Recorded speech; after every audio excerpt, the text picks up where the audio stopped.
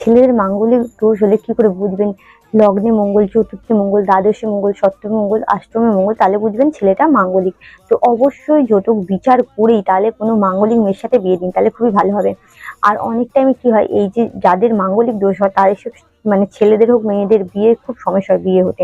তারা কি করবেন, হনুমান মন্দিরে গিয়ে ষোলোটা সপ্তাহ গিয়ে কি করবেন, অবশ্যই বজরংবলীর কাছে ভেলি গুড় আর লবণ ছাড়া কাঁচা ছোলা, যেটা ভাজা পাওয়া যায়, সেই ছোলাটা দেবেন।